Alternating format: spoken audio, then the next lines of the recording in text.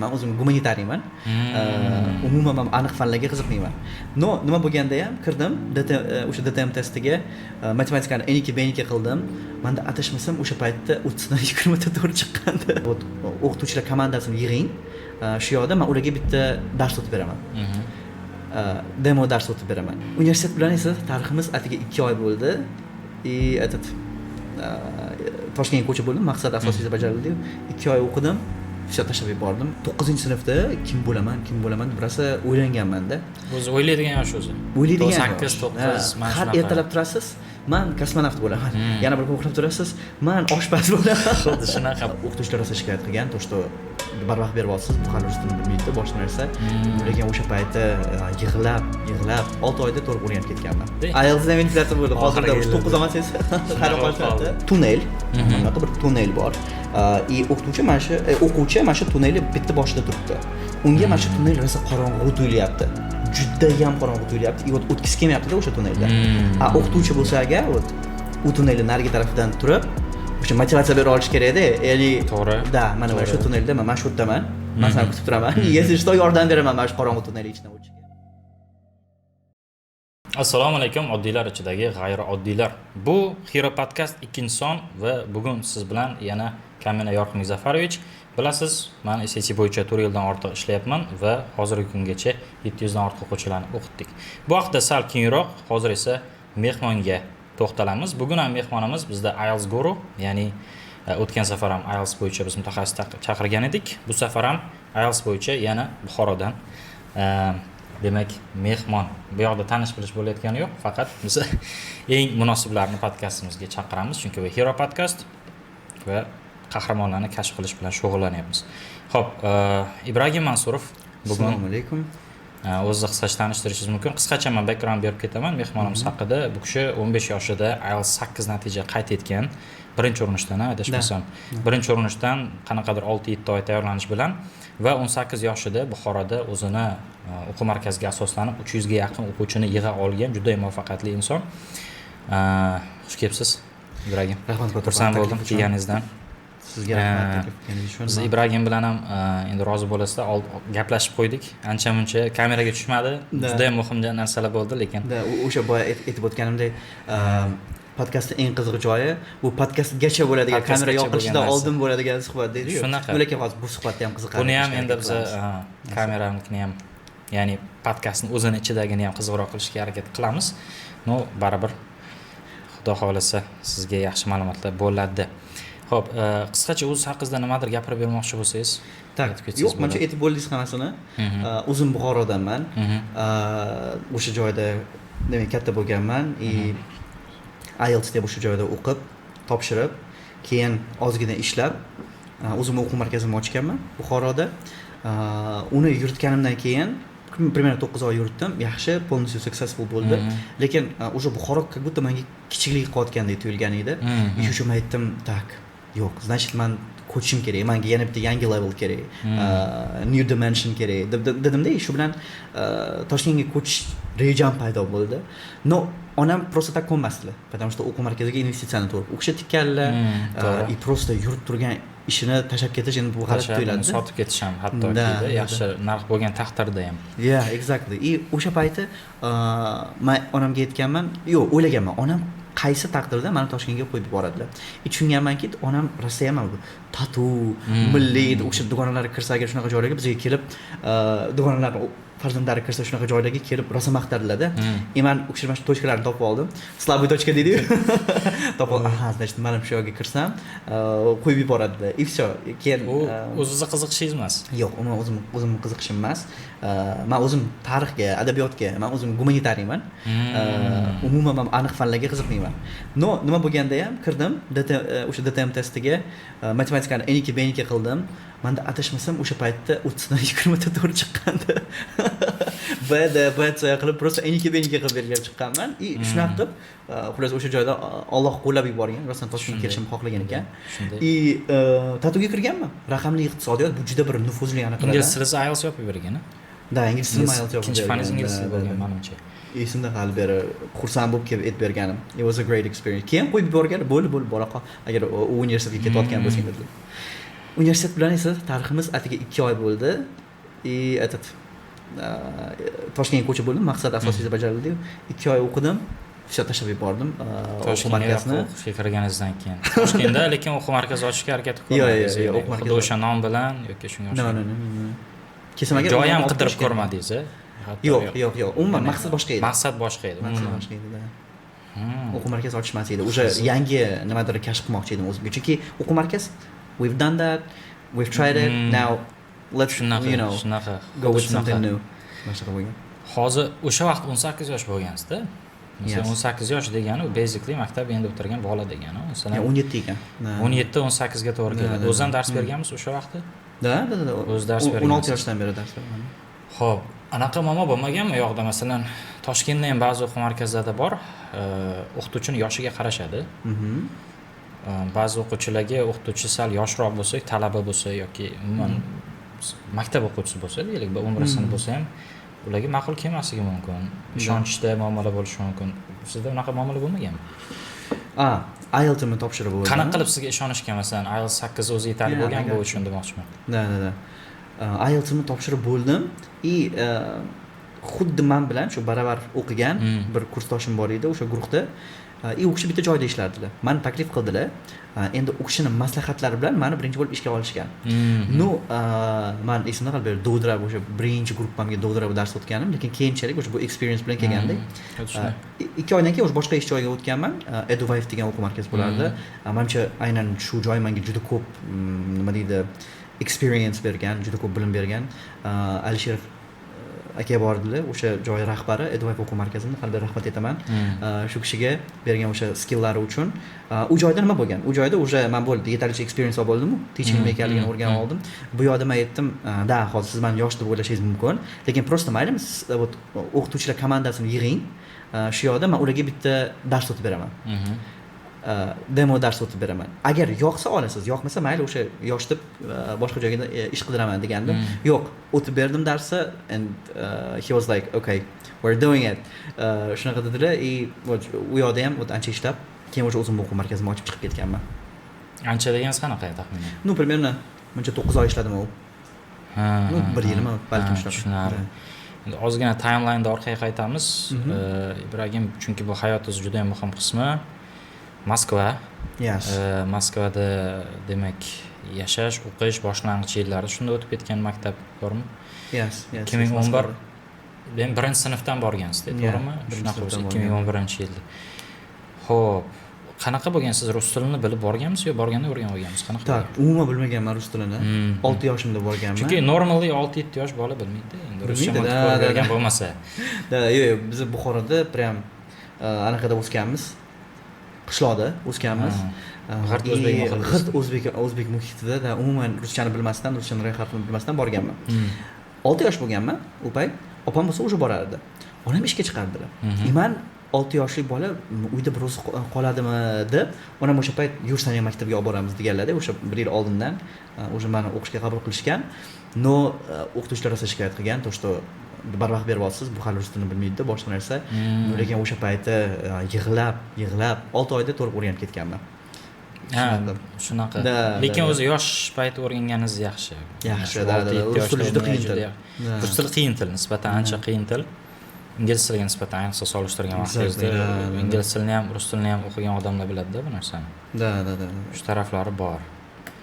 Xo'p, keyin Moskvada vaqtda vaziyat qanaqa edi hozirgidan? Yaqin orada ham bordingizmi? Yo'q, afsuski, endi to'g'ri bu men o'zim pozitsiyam bor, hozirgi bo'layotgan ishlar bo'yicha Moskvaga bormayman to hozirgi hukumat o'zgarmasa. Hukumat o'zgarmasa, urush tugamasa deymiz. Yana o'sha mana bu vaziyat bo'yicha ham savol borda. Yaqinda ijtimoiy tarmoqlarda bir ikkita videolar ko'rdik, ya'ni u yoqdagi ishga, o'qishga ketgan o'zbek yoshlariga nisbatan munosabat bo'lgan anaqa haqida ba'zi anaqalar bo'ldi, jahl chiqaradigan holatlar ham bo'ldi. Siz endi u yoqda yashagan odam sifatida o'sha vaqtda ham shunaqa narsani siz kuzatganmisiz? Qanaqadir millatchilik belgilari bormi? Muhit qanaqa o'zi? Bizga nisbatan yoki masalan o'zbeklarga nisbatan. Siz o'zingiz o'sha vaqtda sinfdoshlar tomonidan, o'qituvchilar tomonidan umuman hech narsa kuzatilmagan, bunaqa millatchilik, boshqa narsa bo'lmagan. даже hozirgi hukumat o'sha rahbarini oldingi intervyularni ko'radigan bo'lsangiz, bu umuman boshqa odam bo'lgan. Hozir mana masalan meni yoshligimda ham xuddi o'sha inson rahbar bo'lgan, hukumat rahbari, lekin u paytda intervyuda umuman boshqacha gaplar aytilgan. Вот aniq bitta sitatalarni keltirib beraman. Rossiya уже imperiya emas. Biz bu narsani вот aniq qilib hammaga yetkazishimiz kerak. Biz qat'iydir nima deydi, hujum qilib ularni yerini tortib olish biz uchun prям halokatga yo'l bo'ladi deb aytgan. Вот intervyusida prям xuddi mana shu gapi bor. Hozir qilayotgan ishlari umuman to'g'ri kelmaydi. No, o'sha uchun aytmoqman, endi men qaysi Putin davrida Rossiyada yashaganman? Men bu oldingi Putin davrida yashaganman. Umuman boshqa inson bo'lgan. Millatchilik boshqa narsa yurtda bo'lmagan. Ya'ni biz zo'r yashaganmiz Moskvada. Shu uchun ham u Moskvadagi hayotni ko'rib, u yerda 4 yil yashab, keyin Buxoroga kelganda umuman ko'nika olmaganman. Chunki endi big city life, bu yerga kelyapman.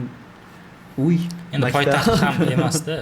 Balki Toshkentga kelganingizda boshqacharoq impression bo'lardi. Balkim, da. Chunki Toshkent to'g'ri kelmaganingizdan keyin. Da, exactly. Oldin 7 yil yashagan bo'lsangiz ham, yoki u vaqt uncha eslolmaysizmi? Yosh bola bo'lganman, eslolmayman. 6 yoshgacha bo'lgan narsa. U vaqtda ko'p narsa esda qolmagan bo'lsa kerak. Endi IELTSga bo'lgan yo'lingiz haqida gaplashadigan bo'lsak, birinchi ustozingiz, birinchi o'quv markazingiz. Xullas, men 9-sinfda kim bo'laman deb rosa o'ylanganman-da. O'zi o'ylaydigan yosh o'zi. O'ylaydigan 8-9 mana har ertalab turasiz, men kosmonavt bo'laman. Yana bir kun uxlab turasiz, men oshpaz bo'laman. Xuddi shunaqa. Bu normal. Bu normal. Bu narsani hozir bizani shunaqa yoshda kuzatuvchilarimiz yoki ota-onalari bo'lsa, bolalarga unaqa bosim bermaydi. Yes. Balki maktab bitirgandan keyin ham aniq bo'lganlar bor. Aniq bo'lib turib, keyin 2 yildan o'qib o'zgartirib yuborganlar bor. Meni naslim o'zim shunaqa. Shunaqa. Вот. Ana shunaqada. Keyinchi gapingiz bo'lib? Da, yo'q, bemalol. Keyin bir kuni opam aniq qilyapti.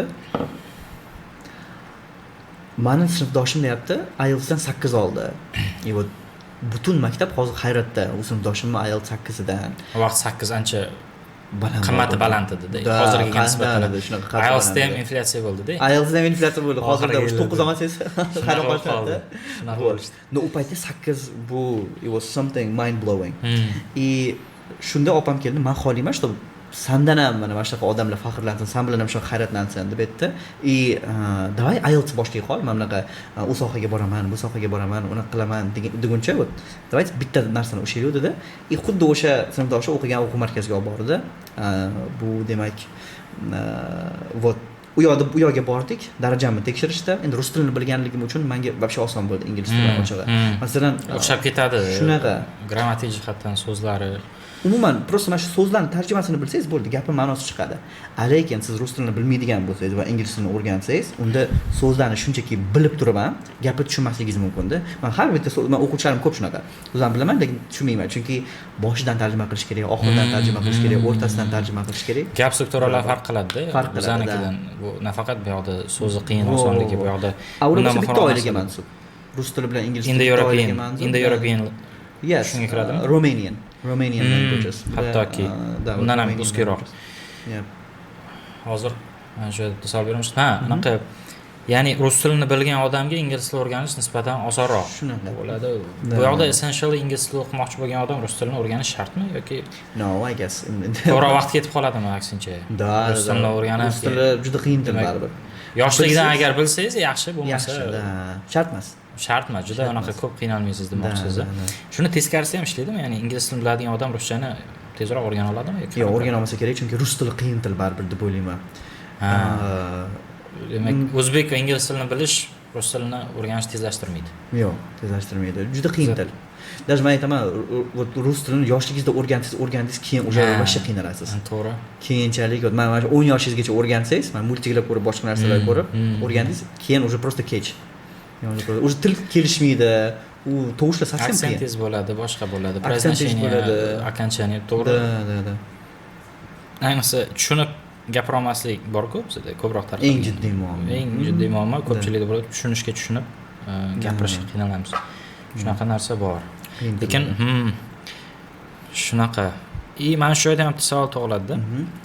Endi hali menimcha farzandlaringizni anaqa qilib maktabga chiqaradigan yoshgacha ancha bor bo'lsa kerak, lekin hozir o'qituvchi sifatida men fikringizni bilmoqchiman. Masalan, menimcha o'quvchilar orasida ham bo'lsa kerak, rus maktabga borgan, to'g'rimi, o'qiyotgan, nisbatan ularga o'zbekcha tushuntirsangiz qiynaladigan va hokazo.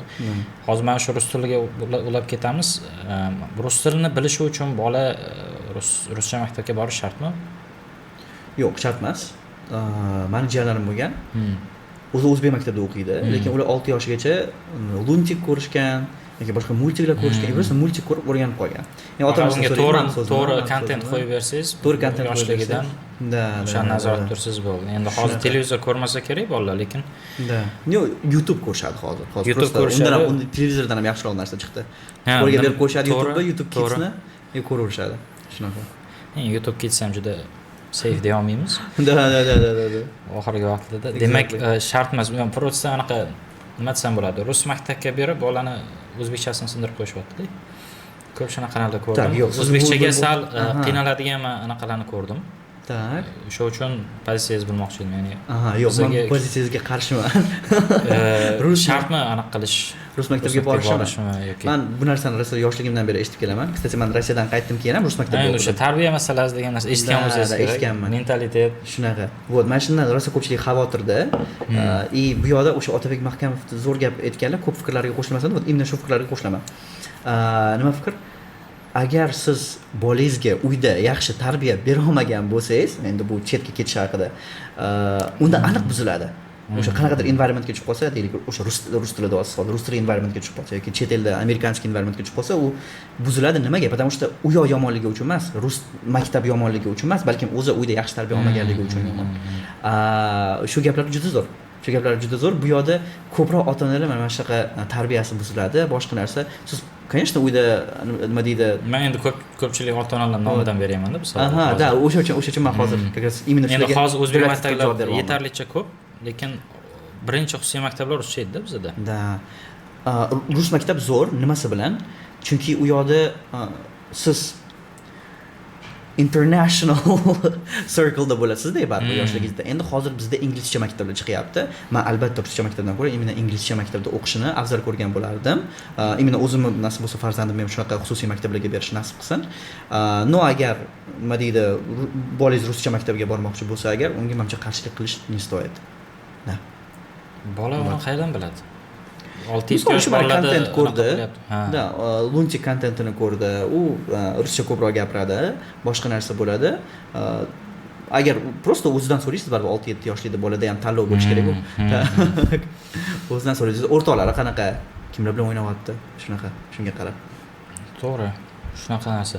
Endi umuman IELTS sohasi haqida gaplashadigan bo'lsak, hozir 2025-yilda IELTS nimaga kerak?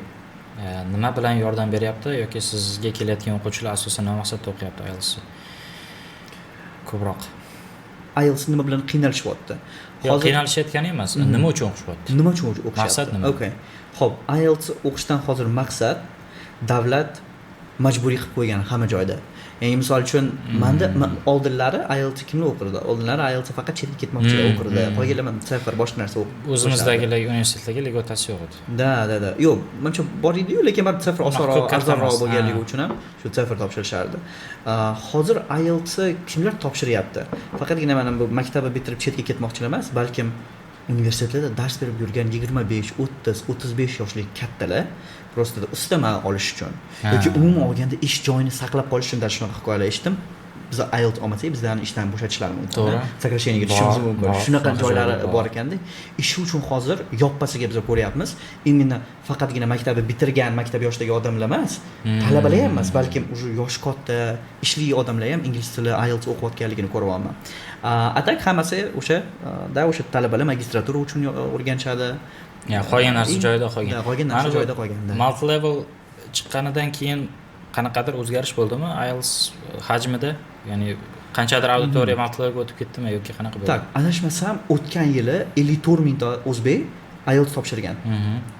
Bu juda katta raqam. Agar adashayotgan bo'lsam, balkim shu statistikani qo'yib yuborarmiz, lekin yetarlicha katta raqam edi. Даже 10 mingtadan ko'pmi? Bu уже ko'p. Ha, ko'p.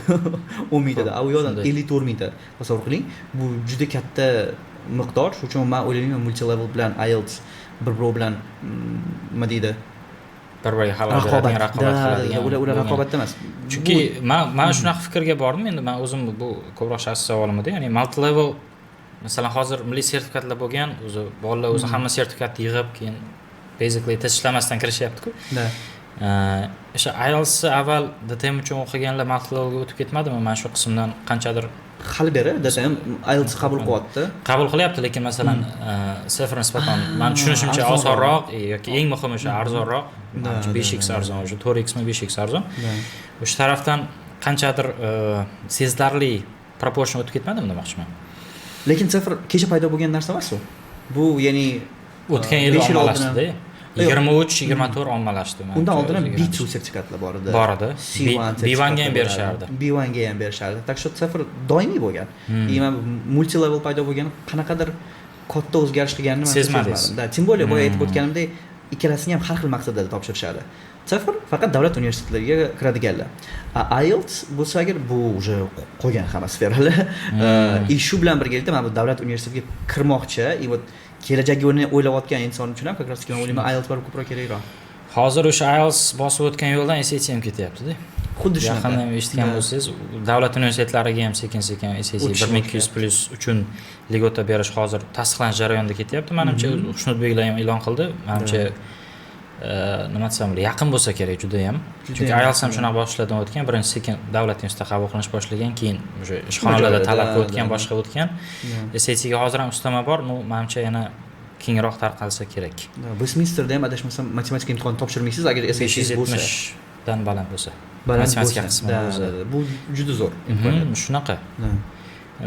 Grant emas u, adashmasam bo'ladi, imtihonsiz kirasiz. Lekin o'sha baloz yuqoriroq bo'lsa, menimcha ular o'zi 30 tacha grant beradi. Westminster bilan qiziq yurib shekilli. Mana shu atrofda bo'lishi mumkin. Zo'r. Shunaqasi. Endi SAT ham menimcha balki 2-3 yilda shunaqa bo'lib qolar. O'sha uchun hali SAT ni o'qishga ikkilanayotgan bo'lsangiz, hozir vaqti. Keyin masalan, bilmadim, o'qiydigan ko'payib ketmasdan soha to'lib ketmasdan, o'shin bo'lib ketmasdan, boya gaplashib bo'lmasdan. Agar masalan SAT o'qitmoqchi bo'lsangiz yoki boshqa bo'lmoqchi bo'lsa, hozir o'rganib kattaroq 1400-1500 olib qo'yish vaqti. Chunki shunaqa natija bilan dars o'ta olasiz basically. Insonlar, xabaringiz bor, bu Hero podkastimizni 2-soni atigi, lekin shu mana shu 2-sonni kuzatib bilishingiz mumkinki, birinchi sondan bizda ancha farq qiladi. Bularni hammasi bizdagi Hero Academy hamda Hero Learning Center loyihalarimiz tufayli bo'lyapti. Bizda hozirgi vaqtda Toshkentda o'zimizning o'quv markazimiz bor va bu o'quv markazida kelib siz nafaqat SAT ni, balki SAT ga doir bo'lgan boshqa guruhlarda, masalan SAT dan oldingi tayyorgarlik guruhlarida, foundation hamda pre-SAT guruhlarida o'qishingiz mumkin. Shuningdek, xudo xohlasa, yaqin kelajakda IELTS kurslarini ham qo'shish niyatimiz bor va sizga agar ham SAT ham IELTS kerak bo'ladigan bo'lsa, bitta mana shu o'quv markazi o'zida chegirma asosida o'qishingiz mumkin. Va albatta Hero Academy, ya'ni bizdagi yangi loyihamizda onlayn kurslarda ham o'qishi demak o'ylab ko'rishingiz mumkin. Bundan tashqari bizda ayni vaqtda Hero Consulting ham ishlab turibdi. Agar chet eldagi top universitetlarga 100% gacha grant yutib kirmoqchi bo'lsangiz, albatta pastdagi raqamlar bilan bog'laning. Bu narsani mana shu video ostidagi linklarda ham qoldiramiz. Bitta narsa esimdan chiqdi, so'rash, IELTS ga kursga borayotgan vaqtda o'sha vaqtda qanchaga o'qigansiz taxminan? Ya'ni qanaqa xarajat qilgansiz IELTS uchun? Adashmasam biz eng qimmat o'quv markaziga borgandik o'sha payt. Buxoro bo'yicha. Narxidan anaqa bo'lganmiz, shok bo'lganmiz. O'sha paytda 600 ming edi adashmasam. O'sha vaqt uchun juda baland. O'sha vaqt uchun juda baland. 2019-20 bo'ladi. Karantindan keyin o'sha. Karantindan keyin 21-yil uchun juda katta narx edi. Chunki men eslaman biz 2020-21 ekan. 20 oxirida, 21. Chunki karantin ochilgandan keyin menimcha boshlagansizlar. Ochilganidan boshlaganman. Biz как karantin vaqtida IELTS topshirdik. Men birinchi marta Toshkentga kelib CD topshirib ketdim avgust 2020-yil. Angels Foodda. O'sha xuddi shunday. Gap bo'lish mumkin. O'shanda 7,5 chiqdi. Biza masalan o'sha vaqtda Navoiyda 2019-yil 150 ming o'qiganmiz. Bu вообще zo'r. O'sha vaqtda shunaqa, chunki qaniydi o'sha davrlar 250 ming qimmat edi offline kursga. 250 ming desa, masalan, ota-onalar o'ylanib qoladi. 150-200 mana shunaqa narx qo'ygan. o'sha vaqt uchun 600 bu. Da, bu yetarli. Chunki hozir ham ancha-muncha viloyatdagi o'quv markazida 600 emas-da. Da. 400 dan 550 gacha atrofda o'ynaydi, meni bilishimcha. Bu yoqda opamga rahmat. Onamni prям yo'q, faqat mana shunda o'qiydi. O'qisa faqat shunda o'qiydi. O'qisa faqat shunda o'qiydi, bo'lmasa o'qimaydi deb ko'ndirib natija bo'lgan shunga yarasha. Da, yetarlicha yaxshi natija bo'lgan. Sizda demak asosan IELTS olishingizda opangizning hissasi juda katta. Hissasi juda katta. Da. O'qituvchilikka boshlaganingizda 17 yosh bo'lgansiz-ku. O'sha yo'q. 16 da boshlaganman. 16. Ancha erta. Men 15 yoshda 2020-yilning oxirida, sentyabrda, prям shu paytda, rovna bu 5 yil bo'libdi qarang. IELTS siz yil oxirida tug'ilganmisiz? Mayda tug'ilganman. 21-yilda уже topshirdim IELTSni aprelda. И o'sha 16 ga iyunda, iyunda o'sha 16 ga to'ldim keyin sразу dars berishni boshladim. Demak, o'sha 16 yoshdan boshlagan bo'lgansiz. Boshida dars berishdan maqsad nima bo'lgan? Daromadmi, experience-mi? Juda banalniy bo'laman bu yerda. Просто anaqa 16 yoshli o'zimga isbotlab bermoqchi bo'lganman. That I can live without the help of my mom, parents, my sister. It was, just a means to prove myself to myself. Shunaqa. No. Qanaqadir masalan kattaroq summalar qo'ygan bo'lsam mumkin o'sha vaqt oldinda, chunki biz ham shunaqa boshlaganmiz-da. 17 yosh IELTS olgandan keyin birdan avgustda olgan bo'lsam, sentyabr boshlaganman. O'sha vaqtda endi o'ylaganmiz, 2-3 million topsa kerak deb. Boshida juda anaqa kattaroq maqsad qo'yiladi, lekin haqiqatda 16-17 yosh bola menimcha unaqa karyerada o'sish, tajriba orttirish, unaqa o'z ishlash degan narsa o'ylamasa kerak, chunki haqiqatda birinchi navbatda o'ziga o'zi isbotlash kerak. Yo'q, men lekin pul haqida o'ylardim. Mustaqil bo'lish. Markazda so'rardim. Yo'q, shunaqa bu normal. Qiziqardim. Bu normal, chunki shunaqada. Hali beri esimda o'sha birinchi oyligimni olgan vaqtimda men o'ylagandim. Menimcha endi bu pulga men o'zim ham umrim oxirigacha yashasam kerak, chunki bu umuman boshqacha feeling bo'lganda, o'zimni o'sha qancha olgandim? 3 millionga yaqin olgandim. Men o'ylagandim, to'shta bu pulga bo'ldi endi. Men yashayman, men bolalarim yashaydi. Men nevaralarim yashab o'tishadi bu pulga. Bu menimcha shunaqa katta summa tuyulgan, именно o'sha paytda. Hatto undan kattaroq maqsad ham qo'ya olmay qolgansiz-da, to'g'rimi? Tipa men shu nuqtada qolib ketaman degan fikr bo'lganda. Yo'q, lekin rostdan shunaqa. Haqiqatda birinchidan bu ishni boshlaganda pul haqida o'ylash normal. 16-17 yoshda ayniqsa, chunki boshqa narsani shunchaki bilmaysiz va boshqa narsa haqida o'ylashni boshlaysiz qachonki mana bu ehtiyojingiz qondirilsa-da. Qachonki qanchadir daromadga chiqqaningizdan keyin o'ylashni boshlaysiz u narsani. Shunaqa. Men doim gapirish yaxshi ko'rganman. Maktabda umuman даже o'sha ведущийlar bo'lardik har xil eventlarda, boshqa narsalarda. Mana shu o'qituvchilikni tasodifan boshlab qo'yganman-da. Qarasam, o'qituvchilar rosa ko'p gapirar ekan. Ya'ni prям menga to'g'ri keladigan kasb ekanda, bu narsani o'sha 2 oy nima qilyapman, bolalar bilan gaplashyapmiz, ular bilan muloqot qilyapmiz. Shuni esimda endi 2 oy bo'ldi, o'qishga kirganimga bitta katta gruppamga dars o'tayotgandim. Shuni o'rtada men 3-4 oy oldin o'sha orzudagi kasbim nima deb qidirayotgandim. Menimcha topdim-o degan menda insight paydo bo'lganda o'sha paytda shu dars o'rtasida shunaqa insight paydo bo'lgan. Tushunganman-da. Teaching is for me deganman o'sha paytdan keyin qattiq olishni boshlaganman. Keyin o'sha boshqa o'quv markaziga yaxshi teacherlar tasodifan teacher bo'ladi. Da. Bu vaqtda masalan teacher bo'lish maqsadingiz bo'lmagan bo'lsa, bo'lmagan. Qanaqa soha maqsadingiz bo'lgan? O'sha gumanitarmi? Aytmoqman, umuman maqsad bo'lmagan, ya'ni opam aytyapti. Men maqsadsiz IELTS boshlaganman, opam aytgani uchun. Keyin ham men qidirib yurganman-da, IELTS olgandan keyin ham. Ya'ni qanaqadir universitet uchun emasda. Westminsterga kirish niyati bor edi. Keyin nimadir bo'lar Westminsterdan keyin degan anaqa bo'lardi. Вот shunaqa deb o'qituvchilikka tasodifan kirib qo'yganman, просто kursdoshim chaqirganligi uchun. Keling, bizani o'quv markazida ishlang aytgani uchun. Juda anaqa ekanda. Sizni ham yo'lingiz o'xshar ekan meniki, chunki meni ham shunaqa teaching bizda tasodifan bo'lgan. Aytgandek, qiziqish bilan boshlaganmiz, qanchalar topsak kerak deb. Keyinchalik karyeraga aylanib ketgan. Keyinchalik endi Navoiyda vaqti juda emas edi, chunki vaqtda olimpiadalar bor edi, baribir kursga borardik. Men bu yerda darsni o'tardim-da, keyin dars olishga borardim-da. Keyin universitetga kirgandan keyin Toshkentga kelib, bu yoqqa o'quv markaziga ishga kirib, keyin maqsadlar o'zgarib birinchi sohani ham tashladik-da. Men o'zi anaqa bo'yicha kirdim birinchi, tibbiyot bo'yicha. kuzatuvchilar ko'radi. Anaqa Central Asia University. Sauda. Avval Akfa Universiteti edi. Akfa, men o'zi IELTS Akfa uchun o'qiganman-da. Akfani talab 6,5 edi u payti. Biz shunaqa boshlaganmiz, 6,5 7 uchun, keyin moklaringiz yaxshi chiqib o'rgandan keyin maqsad oshib ketavergan. Oshib ketaveradi. 8 olamiz deb topshirganmiz. Bitta sectiondan yarim ball yetmagan. 7,5 chiqqan. Keyin o'sha 7,5 bilan keyin SATni boshlagan. SATni biz sentyabr boshladik. Lekin meni xatoyim hozirgi anaqalar ehtiyot bo'lish kerak. Kim agar high schoolga o'tayotganmiz 9, 10, 11 SATni kech topshirish. Chunki 11-sinfda men boshlagan bo'lsam, u dekabr ulgurmaganman. Martda SAT olganman, deadline yanvarda o'tib ketdi. Yanvarda o'tib ketgan. Xalqaro universitetlarga men birinchi yil deyarli topshira olganman. Topshirsam SATsiz topshirdim. Qanchadir grant chiqdi, lekin 100% emasdi. Shu uchun Toshkentga keldim. Keyin bu yoqda o'shandan beri o'qituvchilik faoliyatini yurgizib kelyapmiz. 4 yilcha bo'lib qoldi. 2021 yil edi o'sha vaqt. Siz 22 kelgansiz-da, to'g'rimi? Da. O'sha hozir o'quv markazingiz bor o'zingizni. Bodomzorda SAT bo'yicha. SAT bo'yicha, xudo xolasa, uni ham yaqinda ochdik. To'g'ri, yaqinda ko'chdik. O'quv markazi bor edi oldin. O'quv markazida bo'lmasdi uni. Anaqa edi.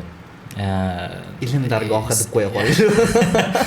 Megaplanet tarafda anaqa bor, bilsangiz, Edu Center binosi bor. O'sha Cambridge'da bor, boshqa bor 5 etaj, 3-etajda bitta xonamiz bor edi. Men fevraldan to mana shu qaysi sentyabrgacha. Sentyabrgacha o'sha yerda dars o'tdim. Keyin bitta xonaga sig'may qoldik. Keyin bu yoqqa keldik-da hozir. Gap bo'lishi mumkin. Shunaqa narsa bo'ldi. Shuning uchun offline SAT kimdir o'qimoqchi bo'lsa, pastda adminlikasi bor, yozasizlar. Bu tarafda. Sizlar qanday reklama? Shunday. Zo'r. Xo'p, shunaqa. Demak, tushunarli. Hozir IELTS sohasiga kirmoqchi bo'lgan, masalan, IELTS oldi kimdir, menimcha hozir IELTSga kirib qanaqadir raqobat qila olish uchun 8 bo'lish kerak. Menimcha 8,5 chunki inflyatsiya bo'lib ketyapti. 7,5 ozgina qiyin bo'lib qoldi. 8,5 bilan kirish kerak menimcha. Masalan, shunaqa bali bor inson, deylik, maktabni bitiryapti yoki talaba, 1-2 kurs. Nima qilish kerak deb o'ylaysiz? Nimadan boshlash kerak? Boshda qanaqa maqsad qo'yish kerak? Men maslahat bergan bo'lardim. Baribir birinchi experience-ni o'zi o'quv markazingizni ochishdan emas, balkim ishlab ko'rishdan. Qaysidir o'quv markazida bu support roli bo'lishligi mumkin. Bu main teacher roli bo'lishligi mumkin, lekin o'sha first hand experience-ni imенно offline centerlardan olish kerak. Ham shart. Faqatgina bitta narsa ushlanib qolib ketmang. Juda ko'p ushlanib qolib ketmaslik kerak. Bunisi qolib ketasiz. Keyin bu xohish ham bo'ladi. Xohish ham bo'ladi, sekin-sekin drive ham bo'ladi, boshqa narsasi ham o'sha oylikdan oylikka yashab, rat race degan bitta rasm bor. Men tashlab beraman, shuni podkastda ko'rsatinglar. Videocha bor-ku. Sichqon yugurib ketadi, tushunishdi o'zi. Oxiri yetmaydi. Rat race bo'lib qoladi. Shu uchun vaqtida experience-ni olib, maqsadim men hozir 1 yil ishlayman. 1 yilgacha, balkim 1 yil emas, 1 yil ishlayman, experience-ni olaman. Уже дальше u experience bilan nima qilish kerakligini keyin o'sha hal qilish kerak. O'quv markazida ishlab turib onlayn dars ham o'tsa bo'ladimi bir vaqtda? Bo'ladi. Bemalol bo'ladi. Bo'lmasa boshqa bo'lsa. Bo'ladi, faqatgina o'sha o'ziga уверенный teacher bo'ladigan bo'lsangiz. Chunki bilasizmi, mana offline-da baribir o'quvchi sizni energiyangizni his qilib turadi xonada. Sizni haybatingizni, boshqa narsani hammasini his qilib, nafas olishingizni his qilib turadi. Nazorat qilishga boshqa mas'uliyat jihatdan. U shu uchun mana e'tibori to'liq sizda bo'ladi. Lekin onlayn dars o'tayotganingizda o'quvchi sizni o'zini uyida, naryoqda televizor yoqilgan bo'lishligi mumkin. Naryoqda konditsioner shovqini, naryoqda bolalar tam nimadir qilayotgan bo'lishi mumkin. Siz mana shunaqa bir bardakda o'quvchini e'tiborini o'ziga torta olishingiz kerak. Qanaqa tortasiz? Bu уже sizda xarizma bo'lishi kerak. Bu yoqda confidence prям kosmosda bo'lishi kerak sizda. Odamlar mana shu odamdan boshqacha energiya olaman deydigan bo'lishi kerak. Nutq degan narsa juda ham muhim. O'qituvchiga menimcha birinchi talab shunaqa. First hand experience aynan mana shu narsaga fundament, masalan o'tgan hozir boyagi narsalarga fundament как раз taки offline da odamlar bilan birlamchi muloqotdan keladi-da. Chunki siz u yoqda faqat bor dars o'tib kelmaysiz-da.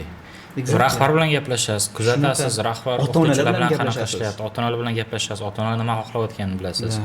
Administratsiyalar bilan gaplashasiz. Qanaqa ishinglar, qanaqa nima qilyapsizlar. Kommunikatsiya next levelga chiqadi. Chunki endi aytmoqchi bo'lganim, agar sizni maqsadingiz oldindan o'quv markazi ochib bo'ladigan bo'lsa, endi o'quv markazida ishlash ham 1 yil juda ham to'g'ri.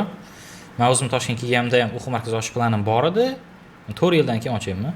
Nasib qilib, qachon nasib qilsa anaqa bo'lar ekan. Lekin mana 1 yil Registon o'quv markazida ishlagandim. Registon bilsangiz kerak, Shahristonda u yoqda 1 yil ishlaganman. U yoqda ishlashimdan maqsad daromad bo'lmagan, boshqa bo'lmagan. O'quv markaz qanaqa ishlashni o'rganish bo'lgan.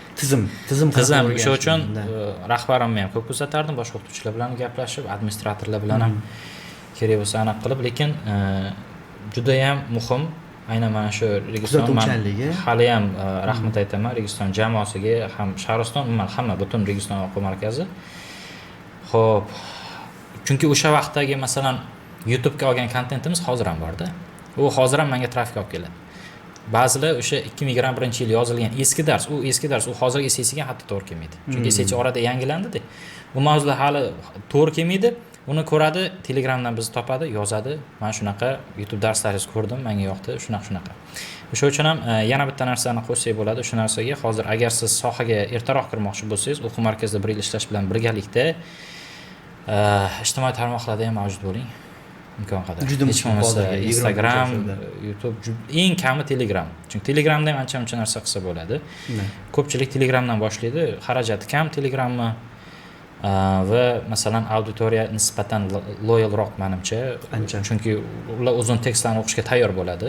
Masalan, sizni kanalingizga o'tirib kuni bo'yi kuzatishga tayyor bo'lgan odamlar bo'ladi. Shunaqa narsa. O'zim o'quv markazida ishlagansiz endi. O'zim qancha vaqt ishlaganman? O'sha aytganimdek 2 oy birinchi o'quv markazida ishlaganman, keyin adashmasam 1 yilcha bo'lgan, keyin o'sha Advice etganim. Shunda umumiy anaqa Toshkentga kelganingizdan keyin. Toshkentga kelganimdan keyin.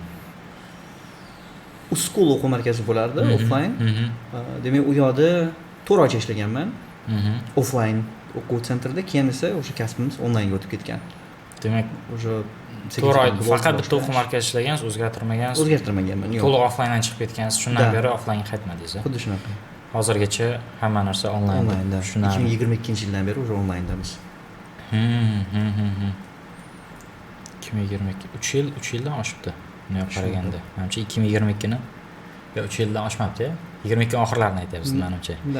Yo'q, boshladi. 22 sentyabr kelgan bo'lsangiz kerak. Tushunarli. Bu demak ayol sohasi, yana savollar chiqsa orada beraman. Yana bu yoqda muhim anaqalar bor.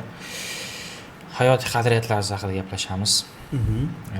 Ibragim Mansurovni qiynaymiz hozir. Ozgina shaxsini ochishimiz kerak. Okay. Xo'p, yuqorida aytib ketdi, siz eng ko'p birinchi navbatda onangizda baribir, chunki noldan ham finansiy tarafdan ham baribir tarbiya, yagona tarbiyachi anaqa qilib. Keyin opangizda, ayolingizga bevosita ikkalasini ham o'rni menimcha juda ham muhim.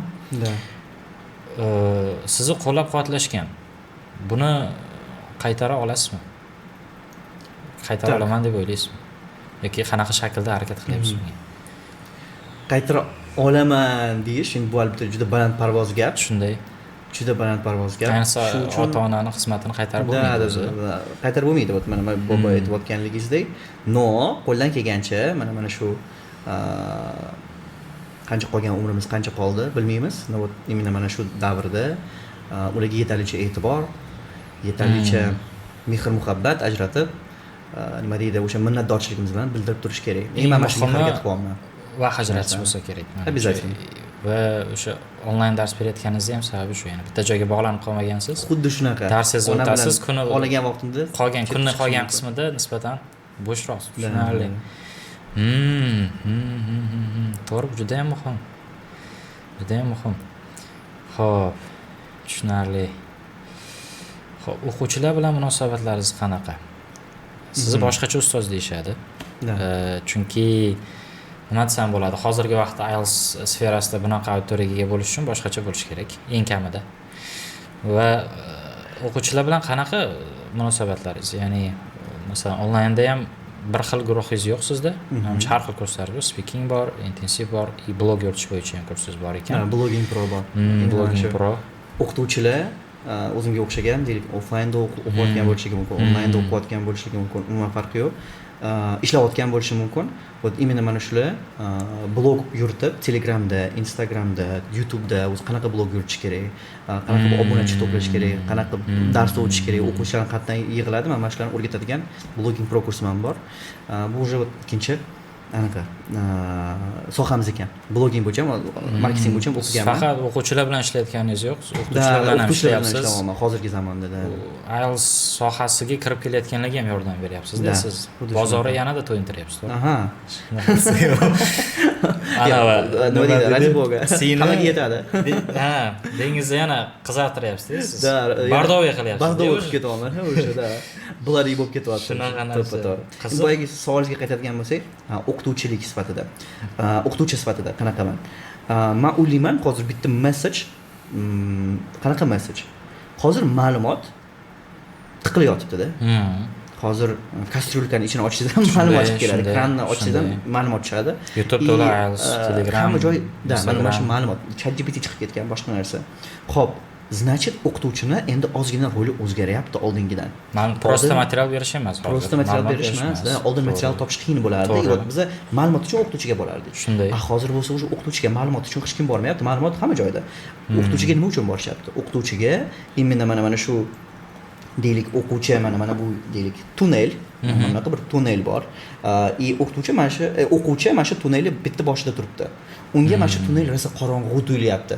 Juda ham qorong'u tuyulyapti. O'tkisi kelmayapti-da o'sha tunnelda. O'qituvchi bo'lsa agar u tunnelning narigi tarafidan turib, o'sha motivatsiya bera olish kerak-da. Ya'ni to'g'ri. Da, mana shu tunnelda men shu yerdaman. Men seni kutib turaman. Yezishda yordam beraman mana shu qorong'u tunnel ichidan o'tishga deb turadigan bir lичность, ya'ni shaxs bo'la olish kerak o'qituvchi. Bu uchun esa boya aytib o'tganimdek, bizga kerak bo'ladigan narsalar bu confidence, ikkinchisi o'sha o'quvchilarimiz uchun role model bo'la olish. Ya'ni kumir bo'lmasa o'quvchiga bo'lmaydi. Faqatgina ingliz tili bilimi bo'yicha emas, balkim xarid va boshqa narsalar bo'yicha. Shu uchun ham blog kerak-da. Shu uchun ham blog kerak. O'quv markazidagi o'qituvchi bilan o'zini blogiga o'qituvchini farqi asosan shunda. Da. Shunaqa deb ayta olasiz, chunki blog shaxsga ishonish bor-da. Endi aytmayman, to, что blog yuritadigan odam offline o'quv markazida dars beradigan odamdan ustunroq deb, yo unaqa demayman, lekin dars o'tishda emas, o'quvchi chaqirishda-chi. O'quvchi chaqirishda ham biz shunaqa offline sentrlarni bilamiz. Umuman hech qanaqa Telegram yo'q, Instagram yuritmaydi, lekin qachon borsangiz agar joy yo'q. Ya'ni sarafankada ishlaydiganlar bor, ya'ni sarafan radioda, ya'ni ularning o'zining yo'llari bor. Men bu onlayn blogging ham bor. Shunaqa. Bu umuman boshqa soha, xolos, ikkalasi boshqa soha. Tushunarli. Hozir demak o'zingiz nomingiz bilan qilasiz kurslarni. Qanaqadir nom asosida onlayn o'quv markaziga o'xshagan narsa qilinmagan. Menimcha, to'g'rimi? Tez orada qilamiz, nasib bo'lsa. IMA Academy degan IMA Academy Ibragim Mansurov Academyni nasib bo'lsa tuzmoqchimiz. Aynan o'sha joyda noldan o'quvchi uyda turib ingliz tilini o'rgana olish uchun to IELTS gacha o'rgana olish uchun bitta programma ishlab chiqyapmiz. Nasib bo'lsa, bu aynan mana shu akademiyamizni 2026-yil boshigacha o'sha launch qilamiz. Tushunarli. Juda ham yaxshi yangilik menimcha. Hozircha hayotning keyingi pog'onasi. Shunga qarab ketyapsiz hozir. Maqsad shunaqa. Xo'p, demak o'quvchilar bilan munosabatlar shunday. Endi shioringiz qanaqa? Teachingda va hayotda. Ikkalasi ikkitami yoki bitta umumiy shior bilan yashaysizmi? Tak, umuman olganda personal life'da 1% better every day. Shunchaki 1% better. Ya'ni oldin perfeksionist edim, biroz ko'p narsa qilgim kelib ketardi har kuni. Yo'q, hozir slow down. Endi perfeksionistlik 18-20 orasidagi odamlarga xos. Menimcha shunaqa. Hozir kstachi 30 yoshda emasman, hozir ham 20 yoshdaman. Lekin o'sha o'zimni 40 yoshli insondek his qilaman. O'sha ancha sekin yashagim keladi. Shoshilishdan charchaganman. Boshqa 20 yoshlardan farqli sezasizmi o'zingizni tengdoshlaringizga nisbatan? Sezaman. Menimcha shu uchun ham orqada qolyapman. Ular yugurishyapti, men bo'lsa agar shoshmaydi. Shu kofemni ichib olay deb sekinroq yashash yaxshi ko'raman. Boshqalar bilan o'zingizni solishtirmaysiz? Yo'q, o'zingizni kechagi endi 1% better every day degan o'zingizni nima older self, ya'ni avvalgi anaqangiz bilan solishtirish. Tushunarli. Demak, bitta anaqangiz, mana teaching bo'yicha teaching bo'yicha inspire 3 marta. Просто inspire. Aynan mana shu narsa. Shu narsa kerak, to'g'ri. Hozir o'quvchilar mana shu aytyapsiz-ku, o'zingiz solishtirmaysizmi boshqa narsa.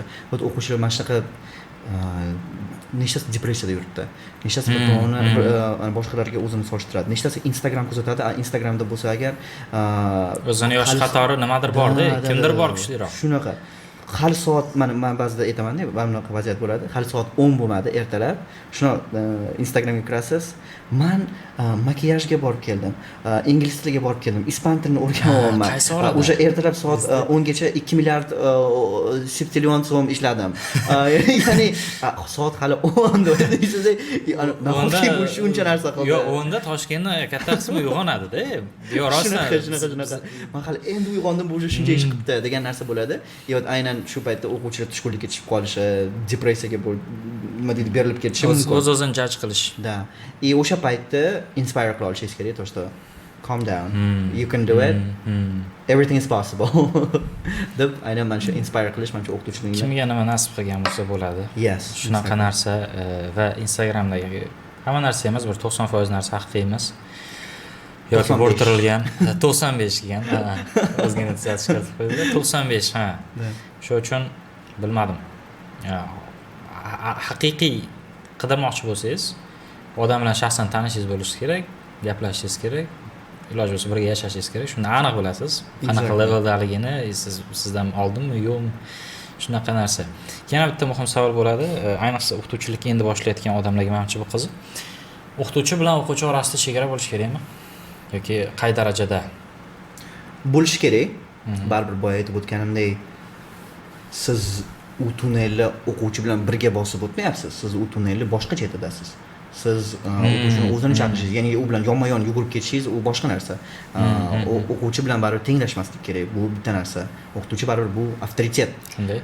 Boya aytib o'tganimdek, nimaga ChatGPT bo'lgan vaqtda nimaga o'quvchilar hali beri ingliz tilini undan o'rgana olmaydi? Chunki ChatGPT avtoritet emas, ChatGPTni ular shunchaki oddiy mashinadek ko'rishadi. Odam emas-da u. Bizani insoniy ichimizda shunaqa bir ehtiyoj bor, avtoritetga nisbatan to'g'ri. Odamzod tabiatida bor. Ularga nisbatan borish degan bizda shunaqa ehtiyoj bor. Shu uchun ham baribir o'qituvchida jiddiylik, shu boya aytib o'tgan boshqa hissiyotlar emas, nima deyshadi bu narsani? Xususiyatlar bo'lishi kerak. Tushunarli. Yaxshi. Mana bu onlaynda siz hozir anaqa qilasiz-ku, dars o'tasiz asosan. Onlaynga ishonch qanaqa darajada o'zgardi oxirgi yillarda? Offlaynga nisbatan.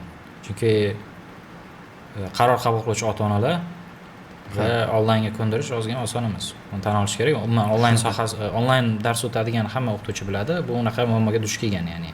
Da. O'zi ishonchlimi? Bu birinchi beriladigan savol. Ishonchli natija bo'ladimi? Ikkilanmayman degan narsa. Offlaynda emas-da, baribir. Da. Shunaqa narsalar bo'ladi. Bu afsuski onlayn endi chiqqan vaqtlari ozgina kasar qilib qo'ygan joyi bor butun bozorni. Shunday. Butun onlayn bozor. Tayyormaslikda.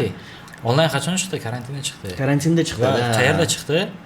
Maktablarda va universitetlarda. Shunaqa. Va ular tayyor emas edi onlaynni yaxshi yetkazib berishga. Keyin bu yoqda o'zi harakat qilib, sharoitini qilib, chiroyliroq dars o'tishga masalan urinadigan odamlar bu yoqda krayni bo'lib qoldi-da. Ularga tegdi. Boshqalarga ham tegdi. Da, o'qiydi. Mana shunaqa xayol qolib ketdi odamlarda, onlayn bu kirasan, bitta odam mana o'qib beradi. Bugun biz siz bilan mana shunaqa zerikarli imij qolib ketgan onlayn ta'lim haqida. To'g'risi u yerda nazorat bo'lmaydi. Umuman hamma tupib qo'ygan joy bor. O'zingga kerak bo'lsa, o'zing uchun o'zing o'l yetim. Onlaynni shunaqa deb o'ylashadi. Lekin mana sekin-sekin ko'ryapmiz, o'sha o'quv markazi, onlayn o'quv markazlari chiqyapti. Ya'ni o'sha даже reklamani ham ko'ryapmiz. Bitta o'quvchi bilan 4 ta ustoz, demak deb targ'ib qilishyapti. Mana shu endi sekin-sekin bizda O'zbekistonda rostdan ham onlayn ta'lim next levelga chiqyapti. Ishonch ortyapti-da. Natija miqyosida. Hamma narsa bo'yicha-da. Bu narsa sekin-sekin odamlarga yetib boradi nasib bo'lsa, mana natijalar qilyapmiz. O'quvchilarimiz natija qilyapti. Yarim yo'lda menimcha. Yarim yo'lda. Hozir ham. Yo'q, men aytgan bo'lardim, hali beri biz yo'lni endi boshlanishidamiz. Даже mana o'tgan bo'lishi mumkin. Hali ham qiyin-da. Mana shu 5 yil o'tgan bo'lishi mumkin, lekin onlayn ta'lim u shunchalik katta narsaki, biz hali uni 10% ni ham bajarib bo'lmadik-da O'zbekistonda. Ko'p narsa qilsa bo'ladi. Ko'p narsa, hali potensiali juda katta, aynan mana shu bozori. onlayn ta'lim qachon o'zini full potensialiga yetadi? Qachonki hamma o'quv markazlar yopilib ketsa va men ishonaman 2050-yilga kelib, даже aytmayman qaysi o'quv markazligini, lekin Toshkentda bitta juda katta o'quv markaz, rosa ko'p filiali bor. Ularni direktordagi bir strategiya haqida eshitib qolgandim. Ular to'liq onlaynga o'tib 2050-yilga kelib hamma filiallarni yopish rejalashtirishyapti. Endi tasavvur qiling, ular shunchalik katta potensial ko'ra olishyapti mana shu bozorda. Offline, onlaynda. Shunday. Da. Shuning uchun ham aytibman, biz hali vera onlaynni jiddiy qabul qilmadik. Lekin jiddiy qabul qilmaganda ham zo'r natijalar qilyapmiz, to'g'ri. Gapirish mumkin, o'qituvchilar masalan boshqa narsa, lekin hali bu bozor juda katta bo'lib ketadi. Alanga oladi. Hali bo'sh. Da, hali bo'sh. Men mana shunaqa fikrdaman. Yosh o'qituvchilar, tadbirkorlar azim bo'lsin. Da. Qancha erta kirsangiz o'ziga shuncha yaxshi. Shuncha yaxshi. O'sha aytilganda 2050 balki 40larga borib ham bu ham qizil dengiz bo'lib ketishi mumkin. Raqobat oshib shunaqa. Hozir ham bludi bo'lmaydi. No. Yetarlicha yetarlicha. Yashil shunga o'xshagan. Shunga o'xshagan. Balkim da. Xo'p, demak, endi IELTS bo'yicha maslahatlar olishimiz kerak sizdan. Как ekspert chaqirib olmaymiz. 7+ olish xohlovchilarga 3 ta eng muhim maslahat. 7+ chet el universitetlariga yetadi, istalgan biriga. Bemalol. 7 yetadi. 6,5 ga ham topsangiz bo'ladi, no 7 ni biz tavsiya qilamiz. O'sha Amerikaga ham, Yevropaga ham, bu yoqda Koreya, Xitoy, Yaponiya hammasiga 7 yetarli bo'ladi. Shunaqa o'quvchilarga 3 ta maslahat berib ketsangiz. Yoki farqi yo'q. 4 ta, 5 ta. Men 3 ta deb farqini aytayman xolos. Хорошо. Demak, birinchisi, men doim shu narsani aytib o'taman, vebinarlarda ham, kanalda ham o'quvchilar o'ziga bitta muammo yaratib olgan. Comprehensionim past. Ustoz nima qiling? Mana shunaqa muammolarni ancha ko'p eshitasiz. Listening tushunmayman, comprehension nimaligini bilsa-da. Aha. Xo'p, endi men aytaman, comprehension degani nima o'shasi? Shu tushunish. Xo'p, tushunish nimadan keladi? Tarjimadan. Ya'ni siz birinchi navbatda qilishingiz kerak bo'lgan narsa, mana boya aytib o'tganimdek, birinchi lug'at albatta. Bu tinimsiz bo'lishi kerak. Meni o'qituvchim, ishonmaysiz, men Toshkentga keldim. Imtihon topshiryapman, IELTS topshiradigan kunim o'qituvchim telefon qilib, lug'at yodladingmi bugun? Ya'ni bizda shunchalik jiddiy bo'lgan. Hatto o'sha IELTSdan oldin ham yangi lug'at yodlatishgan, konkretni yodlatishgan. Shu uchun ham balkim men mana shu ustozlarimga xalli rahmat aytaman. Imенно mana shu mindsetni bizga kiritishgan. Mana bunaqa hech qanaqa magic formula yo'q. To'g'ri. Til o'rganishdagi eng katta narsa bu lug'at o'rganish. Shuning uchun imtihon kuningizgacha lug'at yodlang. Bu ham birinchi masala. O'sha xuddi shu masalaning ichida tarjima. Bu aytib o'tgandek, men rus tilini bilganim uchun menda tarjima silliq o'xshab ketaverganda, lekin men o'zbek o'quvchilaridagi jiddiy muammo bu mana shu silliq o'xshamaydi. Shuning uchun ham nima qilish kerak? Bunga alohida vaqt ajratish kerak. Ya'ni comprehension qachon oshadi? Qachonki vocabulary yodlasangiz va qachonki uzun kilometrli gaplarni tarjima qilishni o'rgansangiz. Qachon o'rganasiz? Single words emas. Da, single words emas, balki uzun gaplarni tarjima qila olishingiz kerak. Qachon o'rganasiz? Qachonki vaqt ajratsangiz. To'g'ri. Shuning uchun anaqa shu joyda bitta kitob berib ketaman-da. Mayli, kitob, resource, app bo'lsa anaqa qilaylik. Da, resource, test bank eng muhim kitob ELS, menimcha eshitgansizlar. Mana shu 3 ta kitobni linkini pastda qoldiramiz. Bu mana shu 3 ta kitobdan tarjima qilishni boshlashsa bo'ladi. Kichkina tekstchalar. Lekin o'sha gaplar uzun yetarlicha, ularni tarjima qilish uchun ozgina vaqt ketadi-da. Lekin o'shalarni tarjima qila oladigan bo'lishsa, o'sha IELTS passajlarida, IELTS listeningda umuman qiynalishmaydi, chunki xuddi o'sha so'zlarni ishlatadi. Shuning uchun birinchi masala comprehension deb hamma dodvoy qilib yuradigan narsa ustida ishlash. Ya'ni vocabulary va tarjima. Ikkinchi maslahat discipline. Ya'ni ko'pchilik bir kun listening qiladi, bir kun listening qilmaydi, boshqa narsa. Unaqada natija ham mana shunaqa bo'ladi-da, mana shunaqa. Ya'ni suzib yurishadi, listening reading orasida natija ham suzadigan bo'ladi shuning uchun. Suzmaslik kerak. Shuning uchun ham ustoz kerak, jelatin. Ustoz kerak, da, nazorat kerak, nazoratli tizim kerak. Discipline bu ikkinchi eng muhimi. Va oxirgisi aytgan bo'lardim, shoshmaslik. Shoshishadi, natijam oshmayapti. Ya'ni ular o'ylashadi, ertalab turdim, уже 6:30 7ga o'tish kerak. Keyin ertalab turdim, 7:30ga o'tish kerak deb o'ylab qolishadi. Bu noto'g'ri. Bu natija it takes time. Great results take time. Overall yarim ball o'sish uchun qancha vaqtdan ko'p ketsa xavotir olish kerak? aniq aytolmayman mana shu O'rtacha. narsani. Bu Bilmaysiz hamma u uchun, narsani. hamma uchun, u narsa Yo'q, hamma uchun chunki individual. shoshmaslik degan narsaga hammani ham vaqti ko'p emasda. Ayniqsa maktab bitiruvchilar ular universitetga ulgurish kerak aytgandek. Zo'r, Aniq deadlinelar bor. O'tayotganingiz yaxshi zo'r. Aniq deadlinelar bor chunki Da. mana shu narsani ham aytib ketishimiz kerak-da.